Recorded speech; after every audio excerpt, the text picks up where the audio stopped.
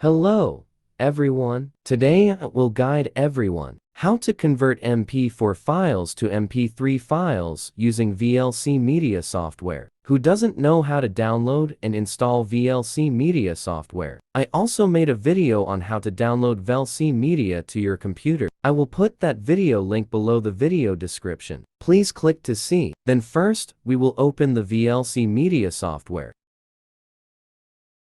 Next, people choose Media. Select Converse Save, or the shortcut is Ctrl+R. Now, everyone will add the MP4 file they want to convert here. People choose the Add. Select the MP4 file you want to convert. Select Open. After selecting the MP4 file, select Converse Save. In the Settings section, people will choose MP3 audio.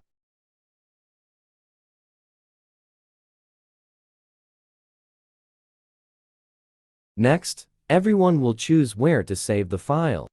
Everyone chose Browse. And everyone will choose where to save. Here, I will save it on the desktop. Next, everyone will enter the file name. For example, I will enter the name D and select Save. Then we choose Start to start converting MP4 to MP3.